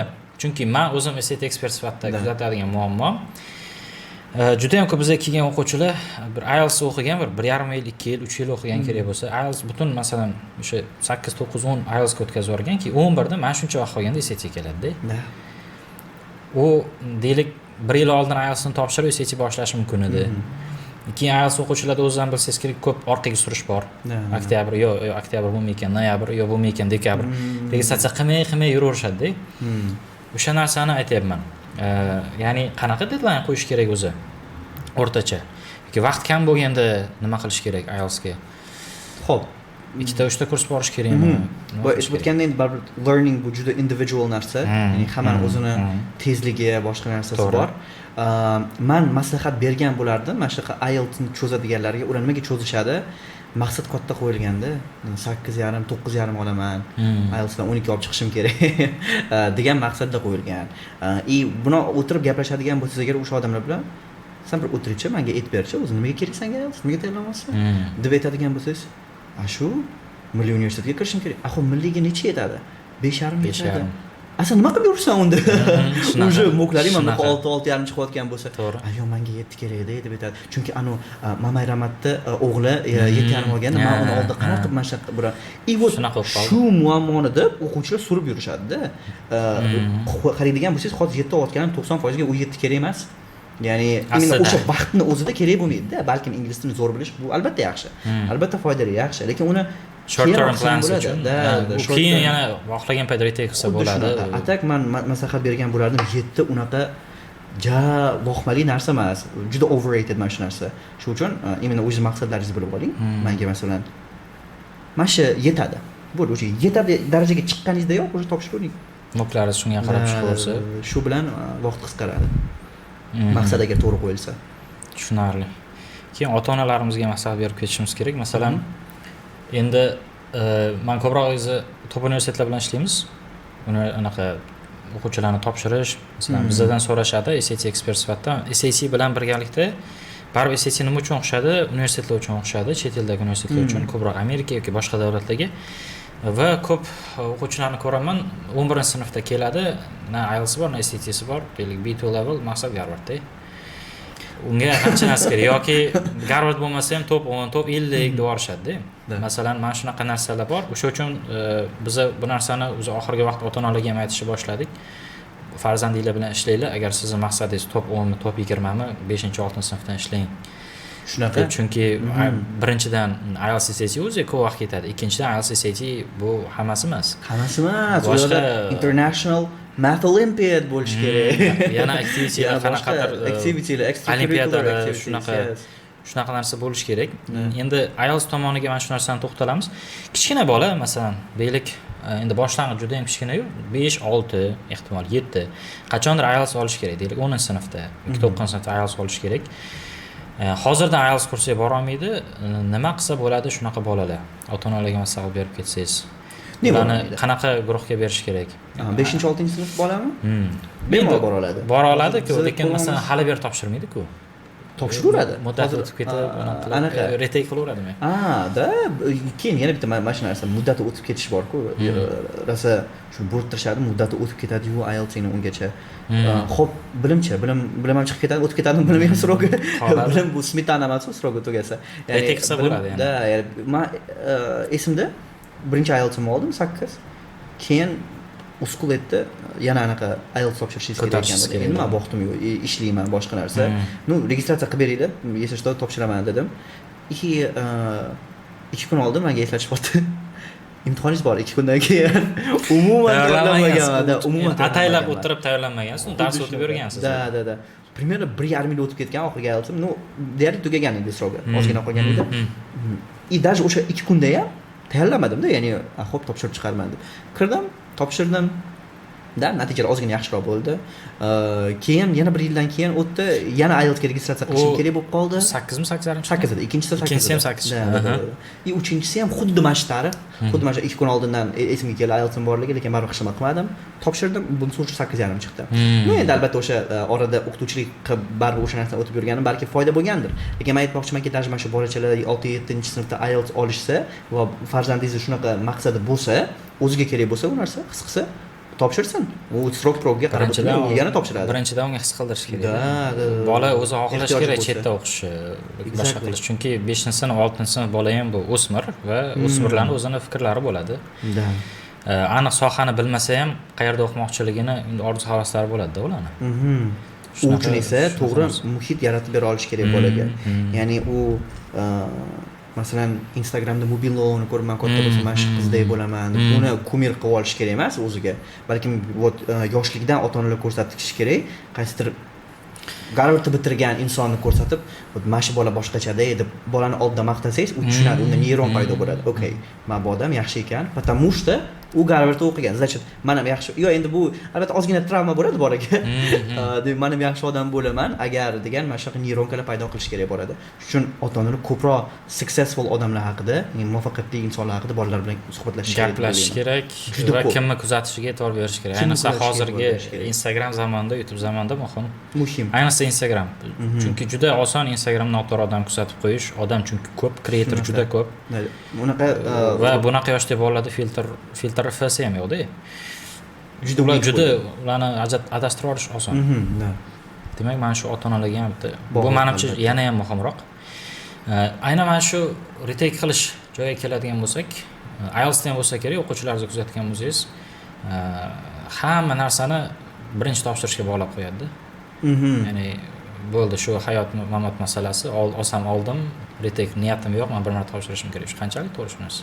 O'ziga ikkinchi imkoniyat berish kerakmi yoki bittada olish shart bo'lgan vaziyatlar ham bo'ladimi? Endi masalan, o'ylar tagiga yetish kerak. Nimaga odam ikkinchi marta topshirishdan qo'rqadi? Потому что kechirib qo'yasiz, IELTS 2,5 million turadi. Shunday. Ya'ni hamma ham zo'r oilada kelgan. Ya'ni menda ham xuddi shunaqa, menga ham onam aytdilar, men beraman, mana shu 2 million, u paytda 2 million 200 mida bilmayman, esimda yo'q. Beraman, necha olsang olding. Ya'ni o'sha keyingisiga o'zing ishlab topasan. Agar vdруг yiqiladigan bo'lsang, keyingisiga mana shunaqa mas'uliyat yuklaganda. Men bilardim, to'g'ri orqaga nikak yo'l yo'q. Shu uchun menda birinchi topshirishga hamma narsa bog'liq edi. Bu balkim to'g'ri qanaqadir sizga stress berishligi mumkin, lekin menimcha zararli stress emas u mana shu narsa. Justified, buni boshqa iloji ham yo'qda. O'zbekiston sharoitida. Xuddi shunaqa. Endi mana bu agar siz if you come from a well-off background, prям boy oiladan bo'ladigan bo'lsangiz, unda bemalol har hafta IELTSga kirib chiqsangiz ham bo'laveradi. Bu juda zo'r experience qiladi. To'g'ri, har xil test centerlarni ko'rasiz, har xil examinerlarni ko'rasiz. Hayajon pasayib ketaveradi o'sha. Ha, o'zi nima? Another Tuesday deydi-ku. Another Tuesday. Yeah, it just becomes another Tuesday. Yeah. Shunaqa bo'lib qoladi. Endi men SAT-da ham shunaqa muammo bor, no SAT-da 2 barobar farq bor deyarli. $111 hozir. Вообще, вот nisbatan arzonroq hozir SAT va o'sha men SAT-da ham shu narsani ko'p kuzataman. Bitta topshirishga bog'lab qo'yishadi yoki bitta topshirishga vaqt qoladigan qilib deadline qo'yadi. Yil davomida bizda masalan eng o'zi 8 ta imtihon sanasi bo'ladigan bo'lsa, IELTS bo'lgan. IELTS 5 ta bo'lardi. 5 ta edi. 5 ta edi. 2023-yil digital bo'lgandan keyin 7 ta bo'ldi. 23-24 7 ta bo'ldi. Shu yil sentyabrda qo'shishdi. 13-sentyabr yaqinda topshirishi. Kollej bo'ldiga rahmat. Ha, o'zi xarid qilib qo'ysa ham yaxshi bo'lardi. Chunki ora-orada 3 oylik gaplar bor. Iyundan avgustgacha, dekabrdan martgacha mana shunaqa vaqtlar ozgina noqulay, lekin hozir avgustdan dekabrgacha har oy imtihon bor. Men aytmoqchi bo'lgan narsa 8 ta sana bo'lsa, eng ko'p qaysi oy topshiradi o'ylaysiz? Dekabr. Da. Taqab topshirishadi. Chunki yanvar deadline, dekabr olish kerak. Siz retake qila olmaysiz. Ikkinchi shans yo'q. Mana shunaqa narsa bo'lib qoladi. O'sha uchun biz har doim yilni boshidan aytamizda, uni kanalda ham, YouTube'da ham, webinarlarda ham, Instagramda har doim aytamiz. Ertaroq boshlaylik. Now's the best time. Ertaroq boshlaylik. Mana shu oy yaxshi. Keyin anaqa qilgandan keyin mayli bu oy o'tkazib yubordinglar. Bu oy yaxshi, dekabr kelmasin. Dekabr olib qo'yinglar. Balki sizga retake qilish anaqa to'g'ri kelib qolar. Balki ba'zi yaxshi chiqib qolsa, keyin polni sentyabr, dekabr boshqa ish qilasiz. IELTS bo'lmasa IELTS'ni olasiz. Yoki IELTS bo'lsa mana shuncha dokumentingiz bor qilishga bekor o'tirmaydi o'zi. Masalan, oxirgi yilda. Yes. O'sha uchun SAT'ni oxiriga taqash kerak emas, uni taqab qo'ygan bo'lsangiz iloji yo'q. Hozir ham dekabrga 3 oydan ham kamroq vaqt qoldi. Hozir boshlasangiz ko'p ehtimol dekabr ulgurmaysiz, martga harakat qilsangiz bo'ladi. Lekin demak, aytganingizda kutib qolamiz. Bor ekan bizda vaziyat. Second retake-ni ba'zilar demak majburlikdan hamma mas'uliyatni birinchisiga yuklaydi. Ba'zilar bo'lsa mas'uliyatsizlikdan hammasini o'sha birinchi, ya'ni qilalar oldin boshlalardi SAT'ni. Oldinroq boshlalardi yoki boshqa narsa. SAT'da ham bor. IELTS'da ham, SAT'da ham. Lekin men mas'uliyatsizlik qilganligi uchun shu hammasi o'sha birinchi imtihonga taqaladi. Kimdirlar bo'lsa agar imini majburiyatdan. Bu ikki xil har xil stress ekanda. Endi ularni ham biz ayblamaymiz. Chunki o'sha aytganimdek shunaqa. Biz bilmaymiz hech kim circumstance. Imkoniyatinglar bo'lsa, vaqtinglar bo'lsa, ertaroq topshiring. 9-10 bo'lsangiz ham SAT topshirsangiz, SAT'ni aytganda muddati yo'q, o'tib ketmaydi. Umringiz oxirigacha o'sha SAT'ni ishlatasiz. Umringiz oxirida nevaralaringizga maqtan berasiz. Mana shu yili mana shu 1400 necha olganman, qarochi. Bor, men hali ham mana shu bilan menga universitetga topshirsam bo'ladi. Yo'q, rostdan shunaqa. Rasman tasdiqlangan muddati yo'q, IELTSdan farqli ravishda. Bu yana bitta farqi, chunki IELTS bilan SAT'ning farqini ko'p so'rashadi bizda. Biz paytda 5 yilligidimi? Qarang, 5 yil degan narsaga ham izoh berib ketaman. Rasman kollej bor tasdiqlamagan necha yilligini. Lekin shunaqa universitetlar bor, 5 yildan o'tgan sertifikatni qabul qiladi. O'sha joydan bu tarqalgan. Bu ham universitetlarga bog'liq. Hammasi ham emas. Hammasi ham emas. Qaysi universitetlar qabul qilaveradi 6-7 yillik. Endi 6-7 yildan keyin siz topshirmaysizda, SAT topshirgandan keyin, chunki 6-7 yildan keyin siz o'sha magistratura yoshida bo'lasiz va bakalavr yoshida bo'lmaysiz. Kelgan bu videoda. Chunki ko'pchilik 10-11 topshiradi, 9da ham topshiradigan kam.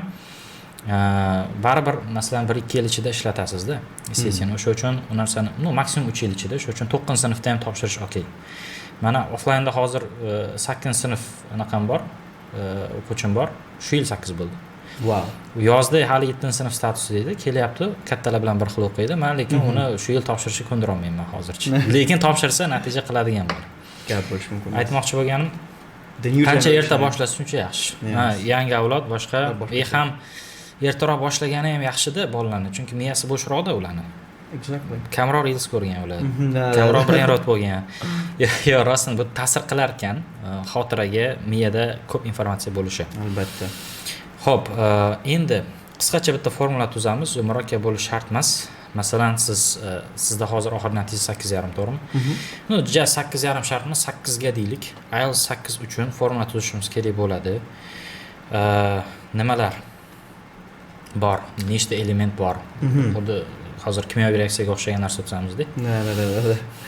Xo'p, значит, birinchi 3 ta probirka bo'lishi kerak edi. Kimyoviy reaksiyada deysiz, 3 ta probirka. 3 ta stakanni to'ldirishingiz kerak edi. Birinchi stakan, ingliz tilini boshlayapsiz 0 dan.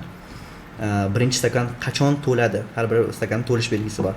Birinchi stakan to'ladi, qachonki siz mana bu aytib o'tgan resource test bank kitoblarni kichkinagina tekstchalarini to'liq tarjima qila oladigan bo'lsangiz va ularni vocabulary'sini yodlasangiz, sizda birinchi stakan to'ldi. Bu stakanning nomi bizda General English. Ya'ni chunki u kitoblarni tarjima qila olish uchun sizda yetarlicha vocab bo'lishi kerak. U kitoblarni tarjima qila olish uchun siz yetarlicha grammatika o'rgangan bo'lishingiz kerak. Ya'ni buning ichida hamma narsa kirib ketadi. Shu yerda bitta savol beraman. Mana shu kitoblarni tarjima qilish uchun bizdagi klassik General English kurslarining intermediate darajasini tugatgan bo'lsa yetarlimi? Ozgina qiynalishligi mumkin. Intermediate darajada tugatganlar ham ularga ham ozgina challenge. Upper intermediate ni tugatgandan keyin bu mana shu kitoblarni o'sha IELTS tagida bajarib ketsa bo'ladi-da. IELTS tagi. Shunaqa. Keyinchi? Demak, birinchi stakaningiz to'ldi. Siz anu kitoblarni zo'r tarjima qila oladigan bo'ldingiz. Ana endi o'sha ikkinchi stakanga o'tasiz. Ikkinchi stakaningiz sizda to'ladi. Qachonki siz endi yaxshigina speaking qila olsangiz, yaxshigina bularni kстати baravarga to'ldirsa bo'ladi ikkalasini ham. Albatta writing. Вот mana shu payt уже bazaviy darajada speaking qila olsangiz, bazaviy darajada writing qila olsangiz bo'ldi, bu to'ldi. Endi eng oxirgi stakanimiz bizda IELTS stakani. IELTS stakanini to'ldirish uchun esa только practice. Masalan, bizning o'qituvchimiz oxirgi o'sha 2 oy qolganda, menimcha adashmasam 3 oy qolgandami bizani 9 soatdan ishlatgan. Даже 14 soat ishlagan vaqtlarimiz ham bo'lgan IELTSni. Chunki natija katta olmoqchimiz, nachat shunga yarasha.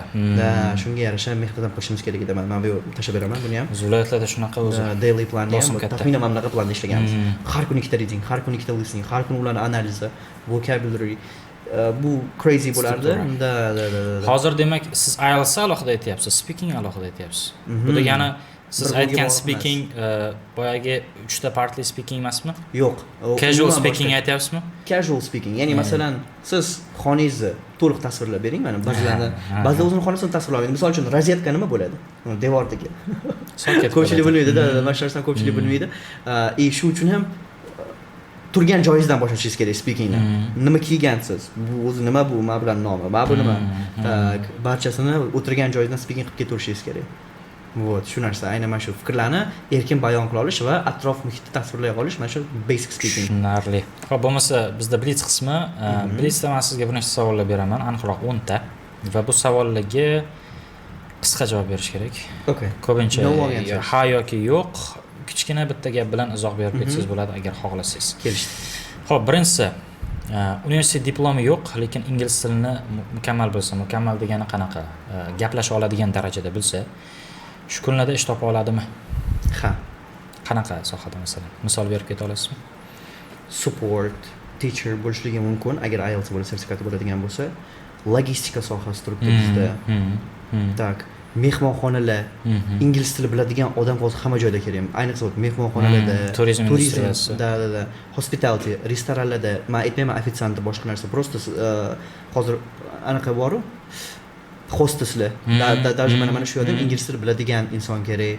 Sizdan diplom so'ramaydi hech kim. To'g'ri. Tam o'zimchilik diplom kerak. Bu premium darajadagi restoran. Premium darajadagi o'sha chet elliklarga xizmat qiladigan restoran. Exactly, bu shu uchun ingliz tilini biladigan odam hozir to'g'risini aytaman, любой eshikni bilan tepib kirsa bo'ladi-da. Faqat ingliz tilini bilsa. IELTS ham shart emas ko'p sohalarda. Agar masalan siz maqsad asosan ish bo'lsa, buni savol berganim chunki bizani ko'proq yoshlar kuzatadi, ular yaqin 1-2 yil ichida o'ziga ish topib, sekin mustaqil hayotga qadam bosmoqchi. Xo'p, dars berishmi yoki darsda o'tirib o'qish, umuman o'quvchi sifatida qaysi biri zavqliroq va nima uchun? Dars berish. O'qishdan ko'ra. Anaqa boya aytib o'tgandek gapirishni yaxshi ko'raman-da. O'quvchi sifatida jim o'tirishim kerak. Qiyin menga. Qanaqadir o'quvchi bo'lsa sizda limit bo'ladi, o'qituvchi bo'lsangiz erkin. Nima desam bo'ladi? Sizda hamma narsa qo'lingizda, kontrol sizda, xohlasangiz sekin o'tasiz, xohlasangiz tez o'tasiz, xohlasangiz nimadir qo'shasiz darsga. Tushunarli. Xo'p, endi buni javobi obvious bo'lsa kerak. Qishloqdagi hayotmi, shahardagimi? Nimaga obvious? Tak, shahardagini tanlayman deb o'ylayapsiz-da hozir. Men sizni research qilganim bo'yicha qishloqdagi o'tkazgan yillaringiz haqida bilaman-da. Aha, okay, da. Pre-traumatic bo'lganda. Traumatic bo'lgan, to'g'ri, traumatic bo'lgan. Da, endi albatta shahardagi hayot. Просто sizni ozgina qiynab qo'yish uchun. Aha, let's go. Shahardagi hayot. Okay. Sizda uchalasi ham bor. Instagrammi, Telegrammi, YouTube'mi? YouTube. Nima uchun? YouTube просто. Потому что Telegramda u 100 ta kanalga obuna. Sizni postingizni mana kirdi, o'qidi, tam bo'ldi. Uni xayolida o'sha keyingi 100 tani ko'rishim kerak, keyingi 100 ta kanalda. Buniki shunaqa narsa bo'ladi. Mana ular attention span yo'q. Tak, attention span yo'q bo'ladi. Ya'ni e'tibor bermaydi. Instagramda nimani o'rgata olasiz 1 daqiqada? Deyarli hech nimani. Siz Instagramda qiladigan ishingiz Telegramga olib o'tish, YouTube'ga olib o'tish. Asosiy qiladigan ishingiz. Mani ishim shunaqa-da. U yoqdan trafik yig'ish. YouTube'da bo'lsa agar, u sizni videongizni tanladimi? Bo'ldi, ozmoz bo'lsa ham u qaror qildi, mana shu odam bilan keyingi daqiqalarni o'tkazishga-da. Hech bo'lmasa 2 daqiqa sizni eshitadi. 2 daqiqada o'sha ko'p narsa o'rgatib qo'ysa bo'ladi. Lekin qolgan qismi o'sha videoni oxirigacha ko'radigan qismiga qanaqa value bera olish mumkin-da. Endi 2 minutda ko'rib nimadir olgan odam oxirigacha ham ko'radi. Chunki YouTube'ga bosgan odam u siz bilan yaqin yarim soat, 1 soat o'tkazishga tayyor bo'lgan odam. Bu eng qimmat auditoriya shu. YouTube'da. To'g'ri. IELTSda qizlar kuchlimi, yigitlarmi? Stereotip men savol. Tak, siz nima deb o'ylaysiz? Men u narsani anaqa qilmayman. Tillarda Tillarda qizlar kuchliroq deb o'ylayman men. Aha. Tillarda. Bilmadim, ochig'i. Aniq fanlarda yigitlar deb o'ylayman. Bu Aha. meniki ham Masalan, umuman matematikani stereotiplarga bilmayman. asoslangan. Bizda matematika bor. SAT'da. SAT'da Shu uchun ham o'zi SAT'ni qaysi biri yaxshiroq matematika borligi uchun qaysi biri yaxshiroq demayman-u, menda o'quvchilar orasida yigitlar ko'proq. Endi bu o'sha chet elda o'qish bilan ham bog'liq, chunki yigitlarni ko'proq jo'natishadi. Bu yagona faktor emas. Bu anaqa emas. IELTS'da son jihatdan va gender tanlamaydi deb qoling. Gender tanlamaydi. Ha, uni farq sezmagansiz. Hech qanaqa. O'quvchi sonichi? Именно menda qizlar ko'proq. Qizlar ko'proq. Da. Qizlar ko'proq. Tushunarli. Shunday yozgan. Xo'p. Demak, pul yoki status yoki obro' qanaqa buni? Yo'q, Paraphrase pul ketsa ketsin, obro' ketmasin. Shu yoshligimizdan onam bu gapni qo'yganlar bizga. Obro' bo'lsa pul keladi. Da, keladi. Bo'ladi, qanaqa bo'lsa ham. Tushunarli.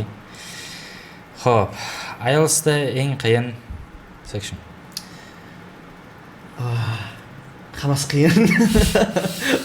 Menimcha endi writing bo'lsa kerak. Writing, speaking va reading orasida-chi? Ikkalasidan bittasi. Speaking qiyinroq. Speaking qiyinroq, chunki bizda aytmoqman, bizda odamlar o'zini fikrini bayon qilishga qo'yishmaydi maktablarda. Bilasizmi? Endi yoshlikdan shunaqa. Yoshlikdan.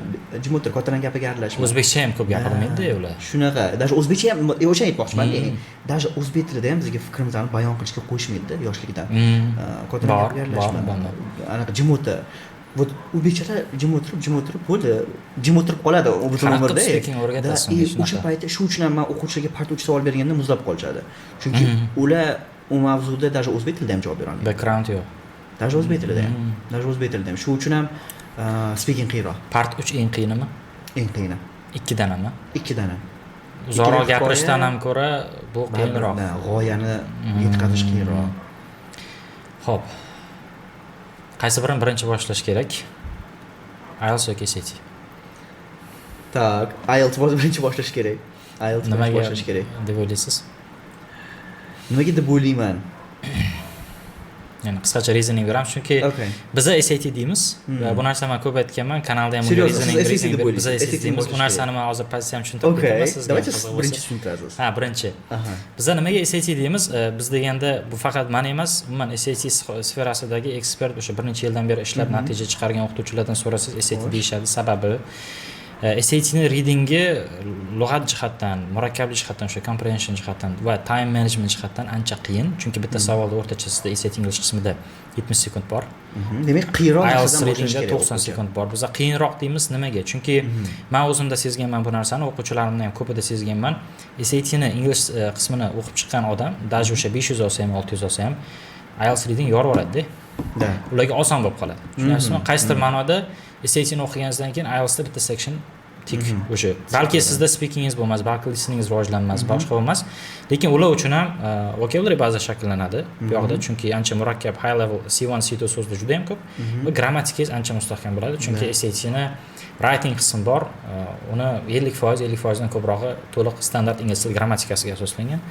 O'sha uchun readingga bevosita va writing speakingga bilvosita foydasi bor deb o'ylayman o'zim. O'zimda sezganim.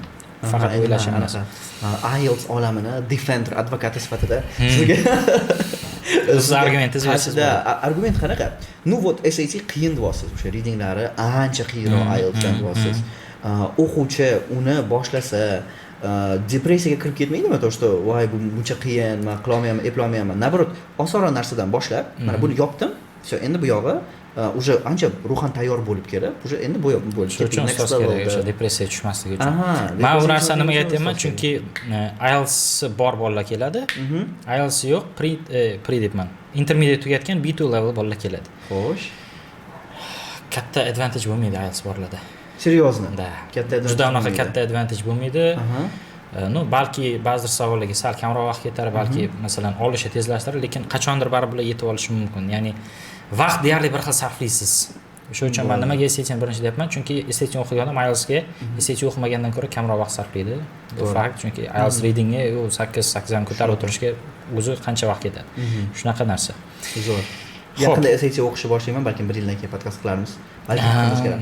Bo'ladi. Hozircha esa SAT matematika qanday qilasiz? Ko'ramiz, u narsani ko'rish, kuzatish qiziq bo'ladi. Matematika qanaqa o'qishingiz. SAT topshiraman nasib bo'lsa. 1 yildan keyin SAT bo'ladi qo'limda. Matematika nol. Tamam. Mana shu joyini aniq qolinglar. Ekran zapis qolinglar. Xo'p, grant olgan talaba O'zbekistonga qaytmasa, bu normami yoki bu bilmadim, qanaqadir xiyonat yoki shunga o'xshagan narsami? Hozir aniq.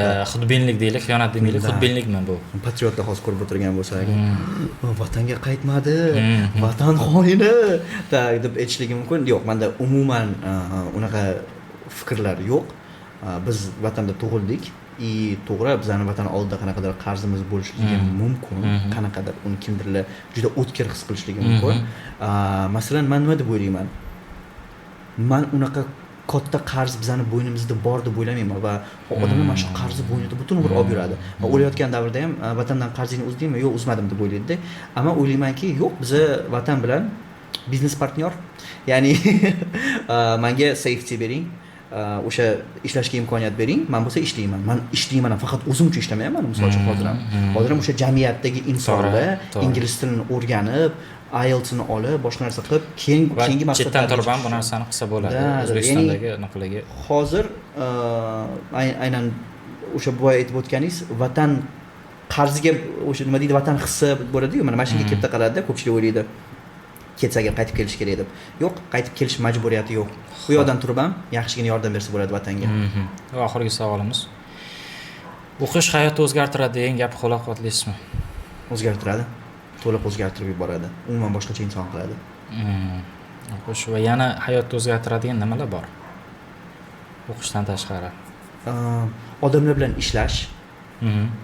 Baribir o'qish bu teoretik narsa. O'sha o'qiganlaringizni sizga amaliyot kerak. Siz odamlar bilan qo'lla olsangiz, ularga yetkaza olasiz. Tushunarli. Xo'p, bu bizning podkastimizdan oxirlab qoldi. Shuning uchun Ibragim sizdan so'ragan bo'lardim. Yoshlar uchun qisqa, lekin masalan, bilmadim, motivatsion deymizmi, inspiring deymizmi? Tavsiya yoki bitta gap, bir og'iz so'z. Nima ayta olasiz? Hozirgi 21-asrda informatsiya juda muhim va informatsiyani o'quvchilar ko'proq olishga harakat qilib kerak va bu umuman olganda dars bo'yicha bo'lishi kerak emasda. Mana ko'pchilikda ko'raman, faqatgina IELTS o'qiydi, faqatgina IELTS passage o'qiydi. Men masalan Ikkinchi jahon urushi tarixiga qiziqaman. Men shu uchun shunaqa paytda nima qilaman? ChatGPTga kiraman, men shuni aytib ber. Men biografiyasini aytib ber, men bunaqa qilib ber. Har safar bu xuddi puzzle bitta qismini yig'ishga o'xshaydi. Shuning uchun men maslahat bergan bo'lardim. Qiziqishlaringiz doirasini keng qiling, faqat IELTS bilan SAT ga bog'lamang va mana shu dunyoqarashingizni puzzle bilan har xil turli xil ma'lumotlar yig'ish bilan shakllantiring dunyoqarashingizni. Mana shu asosiy message mendan. Tushunarli. Insonlarcha. Mendanmi? Mana to'g'risi hech kim so'ramagan ekan. Bundan so'rayapman. Xo'p, so'rayotgan bo'lsangiz, message birinchi navbatda mustaqil bo'ling, mustaqil bo'lishga harakat qiling. Mustaqillik biz endi aytamiz, mustaqil deymiz, juda ham ko'p aytiladigan fikr, shaxsiy fikr boshqa narsa. Lekin oxirgacha tushunmaymizda, bu ayniqsa yigitlarga kerak. Daromad qilishga harakat qilib ko'ring, ko'p bo'lish shart emas. Umuman, yoqqa bu yoqqa ko'ringlar o'zingizni. Asosiy men aytishim mumkin bo'lgan narsa shu oxirgi Toshkentga kelgandan beri ko'rgan kechirgan narsalarim haqida. Xo'p, insonlar zo'r masala bo'ldi. Podkastni baholang, komment qismida yozib keting, albatta kanalga obuna bo'lib qo'ying va qanaqa joylar yoqdi, qaysi qismlari sizga ko'proq foydali bo'ldi, iloji bo'lsa asosiy insightlar time kod bilan yozib ketsangiz, qolgan insonlar ham o'shani bosib topib olishiga osonroq bo'ladi. Balki masalan hammani ham to'liq vaqti bo'lmas podkast ko'rib chiqishga, lekin asosiy insightlarni albatta biz yetkazib olishimiz kerak va keyingi mehmonni kim bo'lishini istaysiz? Bu juda ham bizga qiziq. Kommentariyada yozib keting. Ibragim, siz kim bo'lishni xohlardingiz podkastda? Tak. Realistichniy aytaymi? Sizdan tavsiya beraman. Bitta realistichniy, bitta Shohruxbek Olimovni olib ko'ring. Men hurmat qilgan inson.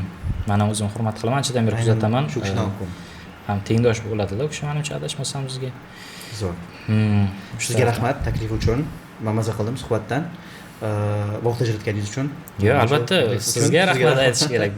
Biz vaqtimizni anaqa ajratamiz. Great, thank you so much. It was a Bizga great ko'proq kerak interview. bo'lgan narsa. Ibrahim, sizga katta rahmat. Keyingi ishlaringizda omad, Xudo xolisa. Bu yog'iga ham ko'p, masalan, mana shunaqa hamkorligimiz davom etadi degan umiddaman. Xo'p, sizga ham bo'lsa xayr, qahramonlar. Xayr deymiz, alvido demaymiz. Qo'lingizdan juda ham ko'p narsa keladi. Bu 1,5 soatlik podkastni ko'rib tugatgan bo'lsangiz, demak ko'p narsaga qodirsiz. Qodirsiz. Yangi sarhadlarda ko'rishguncha. Bo'ladi. Thank you so much. Brother. Mazza qildik. Yeah, it was fun. Thank you. Qanaqa savollar? Yeah, good. I actually loved how